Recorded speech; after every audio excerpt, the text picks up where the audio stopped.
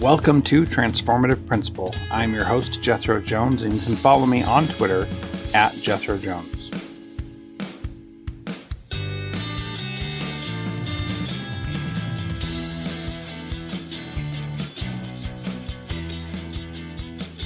This episode is brought to you by John Catt Educational, a professional development publisher serving as the global leader in combining both research and practice in all materials. Find timely PD publications to support yourself and your faculty by visiting them online at us.johncattbookshop.com. Great instruction gets students engaged. TeachFX equips teachers with the instructional strategies and job-embedded feedback they need to get students engaged in virtual or in-person classes. Learn more about TeachFX and get a special offer at teachfx.com/transformativeprincipal.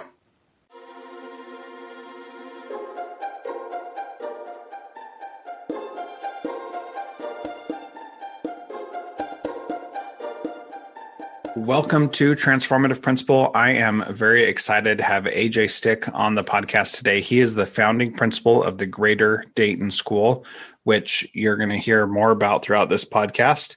And before that, he was 7 years as a principal in Chicago Public Schools, where he drove strong outcomes for teachers and students. And under his leadership, Rufus M. Hitch Elementary achieved the district's highest school quality rating for 5 consecutive years from 2014 to 2019. Ultimately, AJ is motivated by the opportunity to impact kids and change the trajectory of their academic careers. He believes his leadership should be grounded in decency, humility, and high standards, and he strives to achieve this when serving his students, school, and community. AJ and his wife, Kendra, have 3 kids and a rescue dog, and in his free time, he enjoys spending time with family, running, reading, and cheering on the Green Bay Packers. AJ, welcome to Transformative Principal. So excited to have you. Thanks, Jethro. Good to be here. I am really excited to talk about your school that you are the founding principal of that isn't even open yet. And that's part of what makes it so exciting, is that there's so much to be learned and to do before you get there. But before we even get there, I want to start by talking about the idea that the Greater Dayton School is going to spend $30,000 per student on their education, because that is an astronomical number and sounds crazy. How in the world are you going to make that happen? And tell us what the Greater Dayton School is. Yeah, it is an astronomical number, and it's about 2 to 3 times the national average. And if you look at those dollars in Dayton, Ohio, they go a very long way. It's like $50,000 to $60,000 in New York City money. It's even more than it seems, that 30,000. When I first heard about it, I thought it was a joke. I got a job ad to my inbox, and that number was just crazy. I mean, over the course of pre-K through 8th grade, you're talking over $250,000 per student that's invested. That type of money is just not available in public education. I kind of had to see for myself, because I didn't trust it, frankly. I was like, what is this? Who has the resources to do this? But there is a gentleman in Dayton, Ohio. He's most recently the philanthropist of the year in the city. His name's Larry Connor, and he is the CEO of a real estate company called the Connor Group. And long story short, the gentleman has done incredibly well for himself in business, and has accumulated wealth and resources over decades in corporate America. And this is his way of giving back. The numbers are real, and we're not doing it with public money. We may accept, Ohio does have a small stipend around $4,500 that some students are able to apply to the school. Even if you count that, that's still $25,000 annually per student that we're contributing. It's a crazy amount of money. It's awesome that Larry Connor has made money and is giving back to his community. That kind of stuff is amazing. And really, the target demographic of student is under-resourced students that you want to bring into the school. So kids who would never have access to this kind of education, because there are families who can send their kids to private schools for $30,000 a year, but you're not asking anything from the families. It's going to be free for the families, just like public school is free already. Is that right?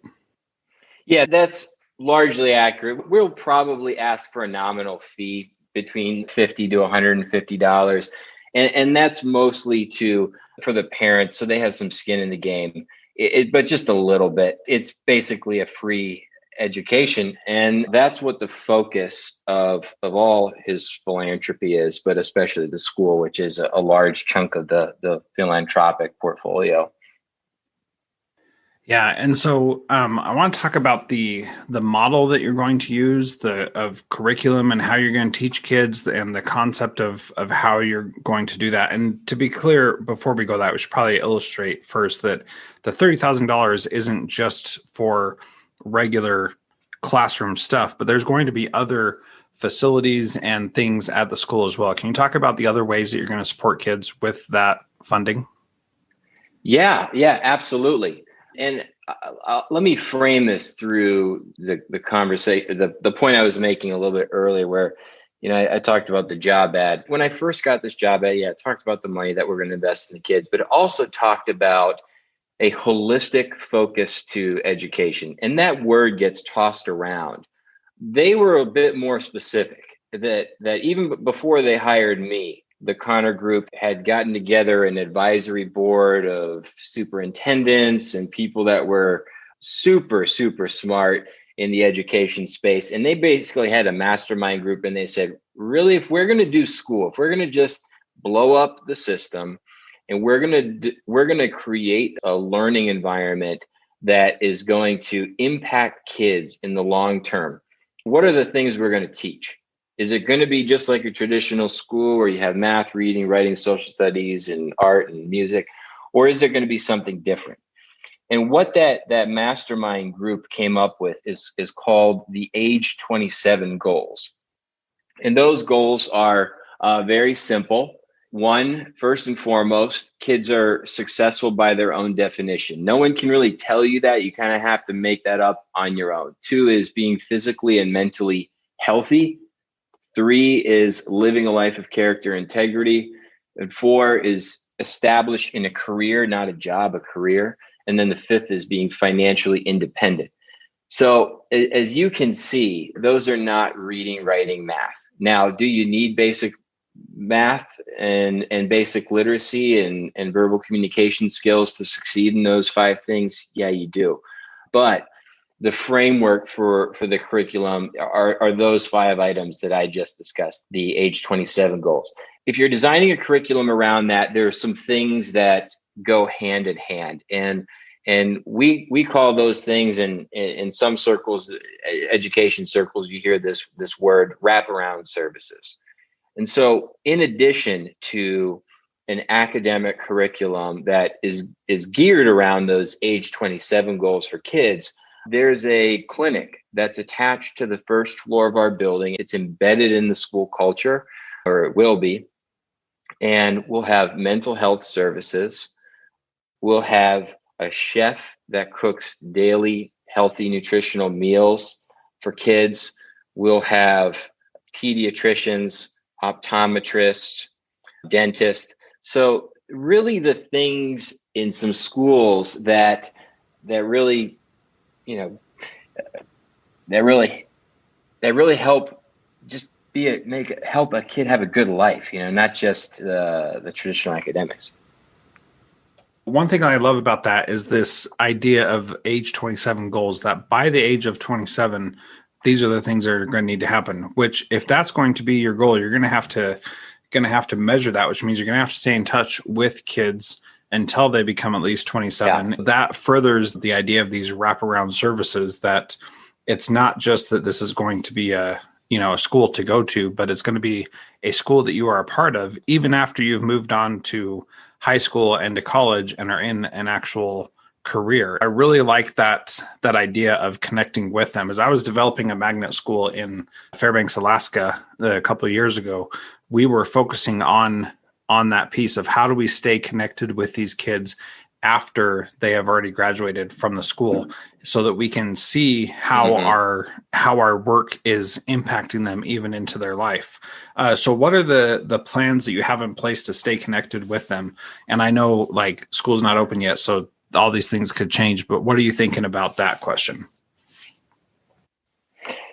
The first thing you have to do is you have to backward map these goals. So if a kid is going to be, I'm just going to use one of the age 27 goals, financially independent, to illustrate what I mean by this. But if you're going to say, okay, we want all of our alumni by age 27, which is the age that the brain is, generally fully developed, that they're going to be financially independent. What do they need to do by age 23? Well, they need to have income that's greater than their expenses. They need to not have astronomical levels of debt that puts them in this debt cycle for the rest of their life. What do they need to do by age 18? Okay, they need to not get these high yield credit card that can throw a lot of college students off track financially. What do they need to do at age 16? Well, maybe they need to have their first job. What we've done, and this work has largely been developed, at least the framework for it, is we've backwards mapped these age 27 goals. So we have an idea of exactly what we're going to track for students when we're doing questionnaires with them once they leave our school, because we're a pre-K through eighth grade. So once they leave our school and go off to high school, they'll visit us in ninth grade and we'll do these questionnaires, do a physical. And then I think the other part of staying connected with our alumni is having a research partner. That's another thing we've discussed is we want the work to be validated by an independent source, because it's always one thing when you have these numbers and you have these assessments and you say, yeah, all of our kids did X, Y, and Z. But if you have an independent research partner that is doing some of the validity work on the school model, that certainly gives it a lot more credibility. And at the end of the day, that's what we're trying to do. We're building a revolutionary school model. And to do that, you need to, of course, monitor the kids and make sure they're achieving the goals of the school, but also have someone who's an objective eye looking at the process and the outcomes. It's about more than just you being good in your own eyes. It's about you really doing right by these kids, because you're investing in them in what I believe is the most important time of their lives, when they are developing an immense amount from pre-K to eighth grade. And you're going to establish a lot of things with them. So really the commitment to the kids extends beyond just the time they're at your school, which is often how we think about education, that once they leave our school, then, we pass them on to the next people. They're not really part of what we do. In fact, we have, rules and policies and procedures that say that kids aren't allowed to come back to a school that they were in before, because they can be a disruption. And unfortunately, I think those kinds of rules are made because kids have been disruptions. But really, you're taking a different approach where they'll not only be welcome back, but you need them to come back so you can continue to learn about what has worked and what hasn't worked. As that time goes, though, you're going to see things that you'll need to change throughout the process. What is that change management going to look like as a part of the school? That's a great question. And we've thought about it. We've had some discussions, and the benefit of what we're doing is we're really looking at research. We have some great advisors in the education world, but we also have advisors from the business world. And so, Larry Connor he's our founder, and he's been an incredibly successful entrepreneur.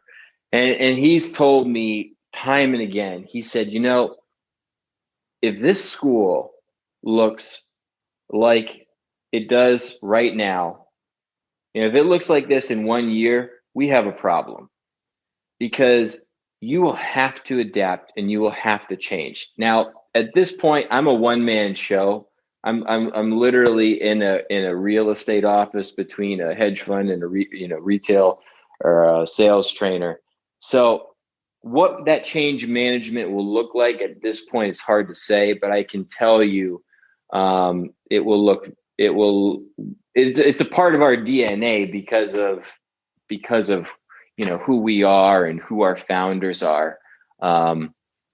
Just doing what's right and what's best for kids is first and foremost in our conversations. Well, and what's interesting is that a lot of schools say that doing what's right for kids is first and foremost, but that can mean so many different things in so many different ways. And so how are you going to continue that without the infringement of regular education, bad habits that through no fault of our own, it's just part of the system we're in? How are you going to keep those bad habits from creeping into the school?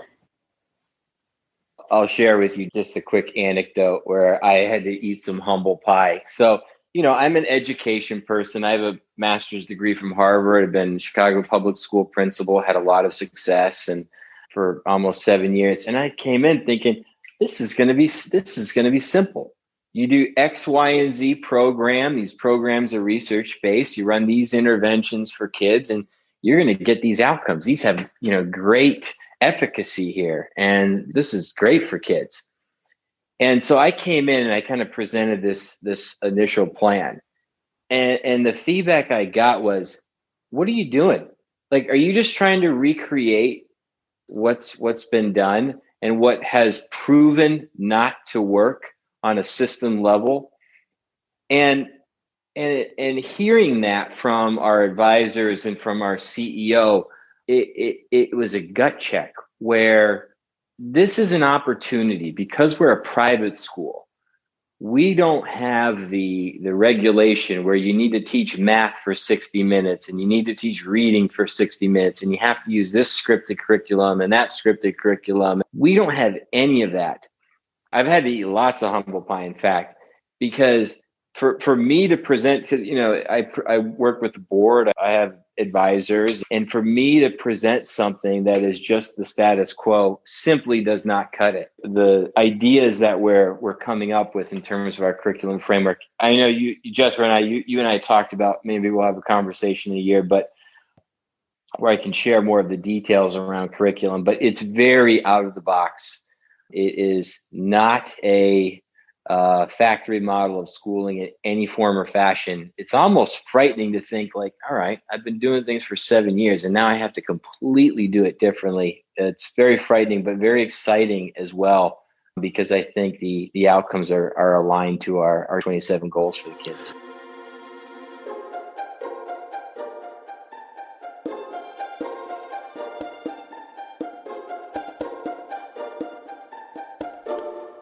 John Catt Educational supports high-quality teaching and learning by providing publications that are research-based, practical, and focused on the key topics proven essential in today's and tomorrow's schools.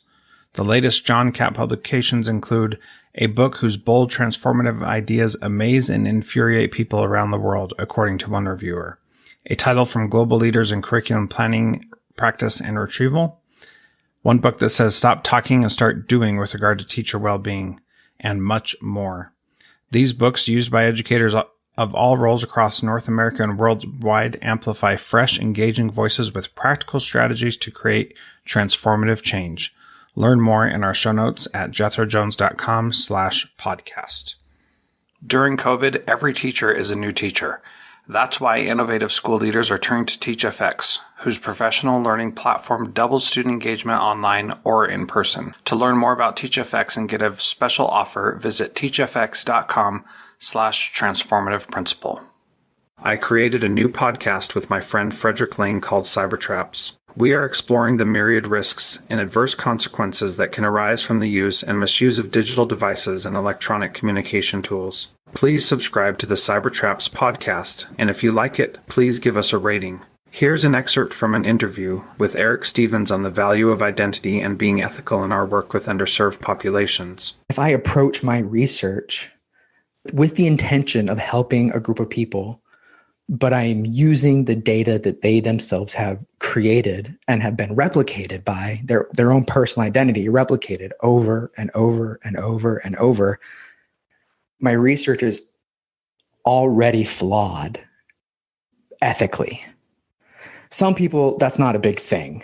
For me, it was problematic because I didn't want to feel like I was exploiting people, but I still wanted to help. What I ended up creating was I wanted to understand the prison system at the language level across time and across space in the United States.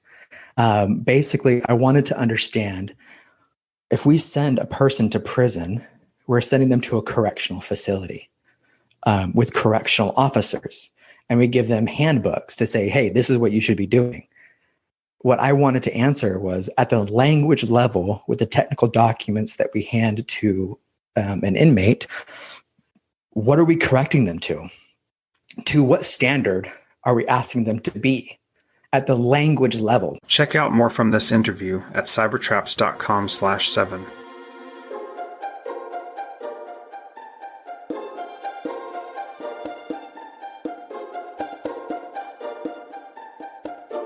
As a principal who has done things very differently in schools that I've taken over, where we carved out just a portion of the day for kids to work on passion projects that was not tied to any content area.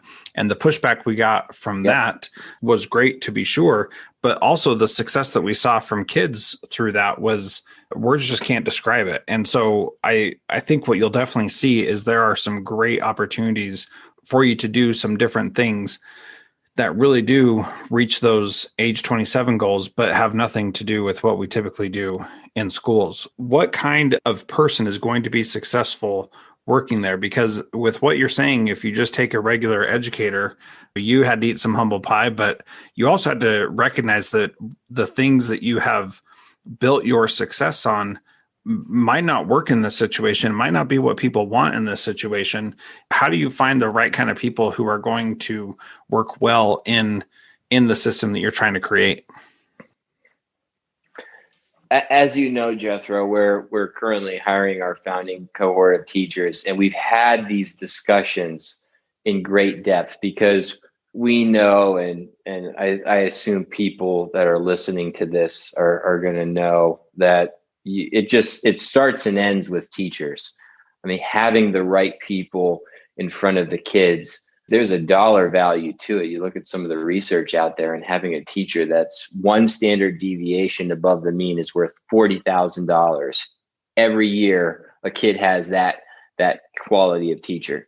We're looking for the Navy SEAL of teachers, but to your point, they need to have flexibility of mind, because the traditional school model where you have 20 to 30 kids in your class and you deliver a mini lesson to all of them and you give a worksheet, or even on the more progressive side, you give a project or a rubric that kids, self-assess, and then they do an exit tick at the end. That sort of factory model of schooling, it won't work in what we're creating.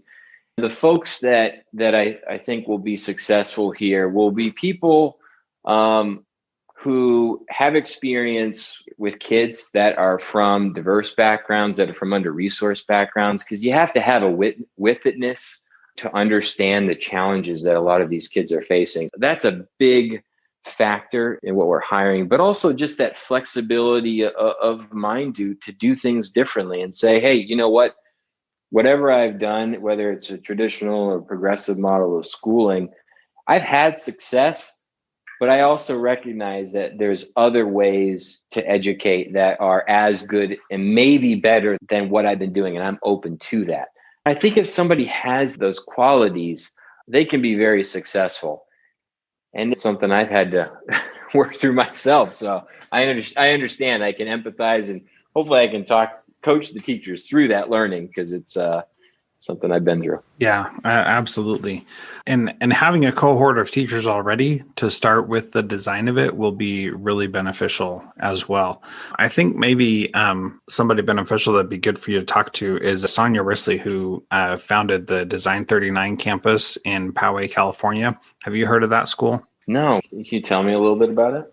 It's a public school in San Diego County, California, and they do a lot of things differently. And they're really focused on design thinking and having the students involved in this process as well. And so I think that she, just in talking to her about her experiences in developing that and trying to keep the traditional stuff, keep it from being the first answer. Mm-hmm. I heard somewhere that somebody talked about whenever you're trying to decide where to go, nobody ever knows what the right answer is. And so the smart thing to do is to say, let's go to McDonald's, because everybody's going to say, no, I don't want to go to McDonald's. And then they'll come up with better ideas. And so figuring out a way to have the first idea out there so that you can get past it, instead of being what I feel like we do often in regular education is we have the first idea out there, or the most research-based idea out there, and then we take it, even though that's not really what's best for the kids that are in front of us. And we don't have the courage or the intestinal fortitude to say, we're not going to do that because we recognize that it doesn't work for our kids. And there are some things that do work for every kid, no matter what, but there are other things that they don't do the things we would want them to do, but we still do them anyway because we don't have a better answer for that. I think about it just in terms of habits. I think that's why when I came here, I thought, oh, great, I got this great model in my head based on what I know works in schools. And it was largely a habit of mine that I had developed over 13 years in public school education. Like you said, Jethro, there's a lot of good things in traditional schools and traditional public schools, and we don't want to throw that out. But there's also a lot of things that don't work, and we have to really look at, all right, what are the outcomes we want for kids, and then how do we redesign schooling to meet those outcomes? And it's big task. Yeah, for sure. And, I really appreciate that idea of how you phrase that just now, that you have to look at the outcomes you want and then redesign schools to meet those outcomes. And the outcomes that you're looking for with the age 27 goals really are different than what we typically do in schools. And so it's important to recognize that from the outset, that for someone to be, I just want to unpack this a little bit, someone to be successful by their own definition, that opens up everything that is possible out there. And some kids will never believe that they are successful, even if by every other measure they are successful. I shouldn't say some kids, I should say some adults, because we're talking about adults with that being the end goal. Some people can be very happy but unfulfilled, or very successful but unfulfilled, and therefore they don't ever feel like they are successful. But empowering kids to come up with their own definition of what success is really the ultimate compliment to them and their ability. If you want to be able to say that when they're 27, that they're successful by their own definition, you have to start saying that when they are 3 and 4 years old, that they get to define what success looks like. And that, I think, is just so powerful. And if those really are the goals for when they're 27, those really need to start so much earlier in pre-K, so that you're establishing that, because those are difficult things to overcome if those aren't already your mindset, right? We've had this exact discussion. I love it because it is very nerdy. But you think about that age 27 goal, successful by their own definition. And you just brought up the point, you need to be thinking about it when you're 3 and 4 years old. And that's absolutely correct. How do you capture that so a student has a record of their own thought process, of their own development from age 4 to age 27? Well, do you interview the kid and ask that question? What does success mean to you? Do you ask that question when they're age 4, age 5, age 6, age 7? And do you put it on the report card? And is that a part of your report card? These are the kind of things that you think about, it's like, no, there's no A's, B's, and C's on that. I mean, maybe a kid could self-assess and say, at age 4, my goal was to have these toys, and yeah, I got them, so I got an A. It's a whole different way of thinking about assessment as well, when those are your outcomes. So it's fun to think about. It's also the practicality of it when you have to sit down and say, all right, this can't be nebulous, because at some point we have to commit to an idea, and we have to build a system around it that makes sense to kids, that makes sense to parents, that makes sense to teachers, and is a logical way to track something as nebulous as successful by your own definition. It's a mind puzzle. Yeah, it absolutely is. In the last episode of this podcast, I was talking with Mike Anderson about motivation, and we talked about extrinsic and intrinsic motivation, and we spent a long time talking about that on the last episode. And, when you think about that, it brings up the question of, should you even have report cards, or should you call them something else? And will you have grades? And are grades actually going to be meaningful in a system that is as establishing what their life should look like when they're 27 in these very abstract, different ways than what we are used to? And I think that conversation of motivation is really applicable to this as well. I'll have to check that out, because you're absolutely right. If your age 27 goal is to be financially independent, well, there's certain things that you have to understand at age 4. You have to count currency. You have to understand the idea that things and services are worth a monetary value.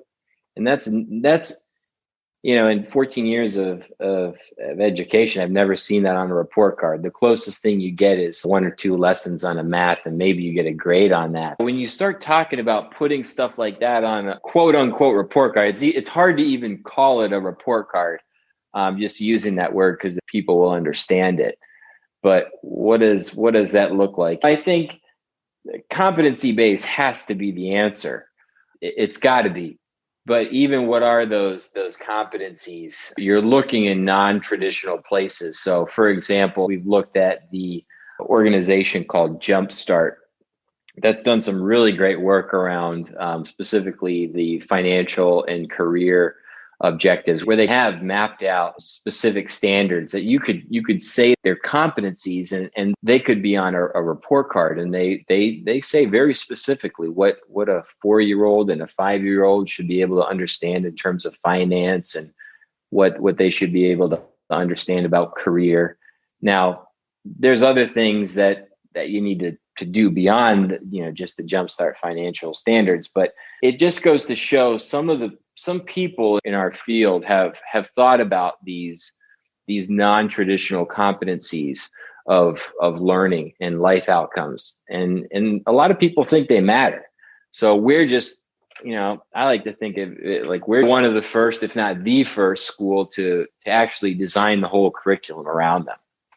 Yeah. And then you run into the issue of, well, if we add in all these competency-based standards, and then we're just putting kids in front of those standards and trying to get them to those standards, we're basically just recreating that factory model. And so being able to find the balance between those two, and what is going to work and how it's going to work and what it'll look like, I think is just such a fascinating process to go through that, to be honest, nobody's found the right answer yet. And I think some people have made some great strides, but I don't think the right answer is quite out there just yet. I hope that people listening to this, I hope some school leaders that have thought about this would reach out to me.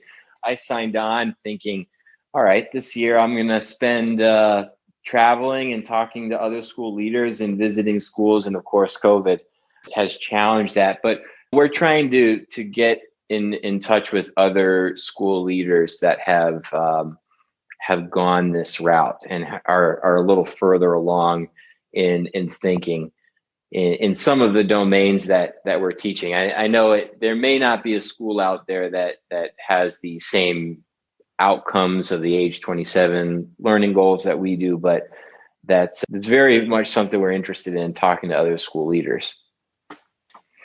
Yeah, and I would encourage anybody who is listening to reach out to AJ or to reach out to me, and I'll connect you, because this is really how we get better. And I gotta tell you, just to toot my own horn a little bit here, but I've been doing this podcast for 7 years now, and I've been on the same path that you've been on, and so there's a wealth of information in the episodes of this podcast, because these are the kinds of questions that I've been asking for just about the whole time. So I hope that somehow that can help you and help you connect with some people who are doing some of those things. And those are the stories that I like to highlight on this podcast, which is why I was so excited to talk with you, AJ, because you're doing that in a brand new environment, and I think that's a really exciting place to be. The final question I have is, what is one thing that a principal can do this week to be a transformative principal like you?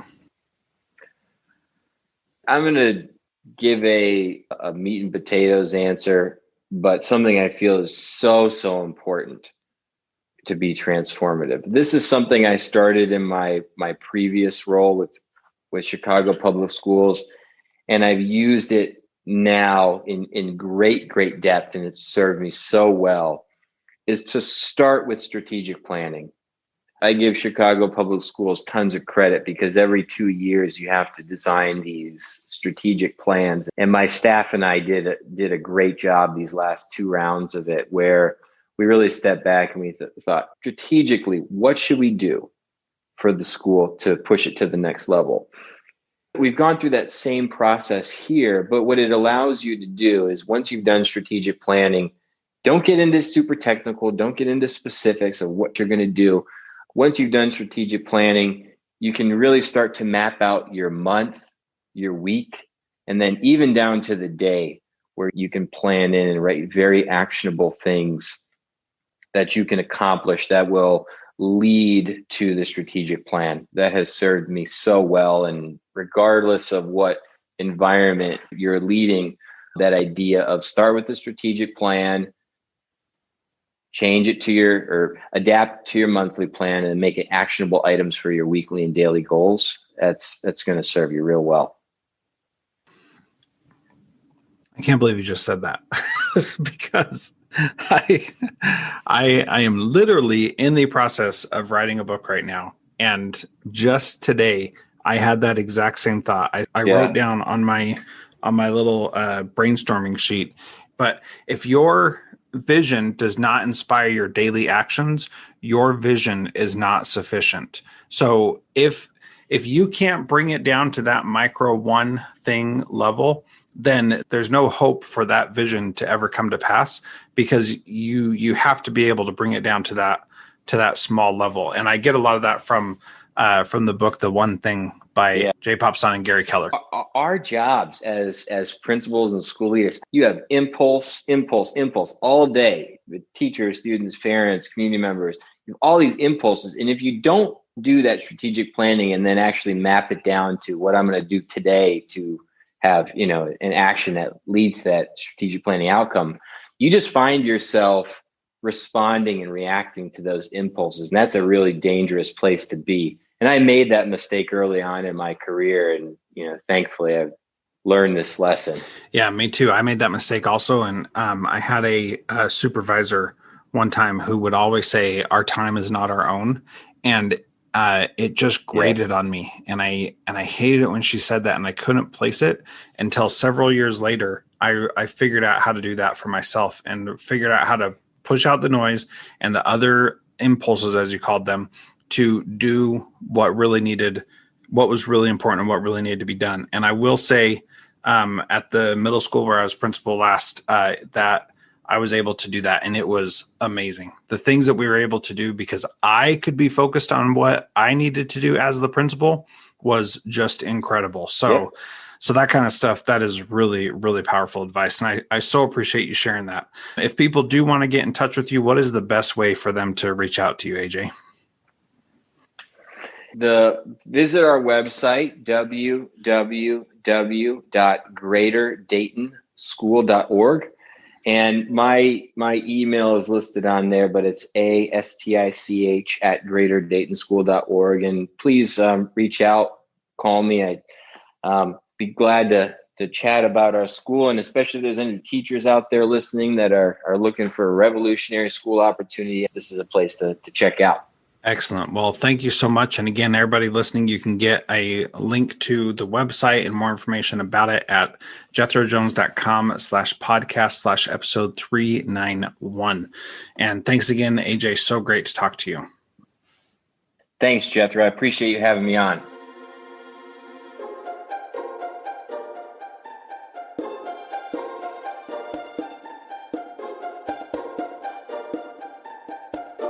Thank you to our valued partner, John Catt Educational. If you are a leader looking to make transformative change by providing yourself and your leaders and teachers with professional development that is research-based and rigorous, yet easy to digest and full of practical strategies, check out the latest publications from John Catt.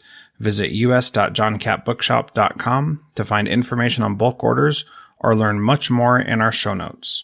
You can also use the code TRANSFORMATIVE to save a bundle at us.johncattbookshop.com.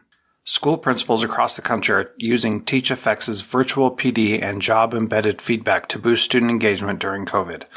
With TeachFX, teachers get 8 times more feedback and generate 144% more student engagement on average in a school year with no additional work for school leaders or teachers.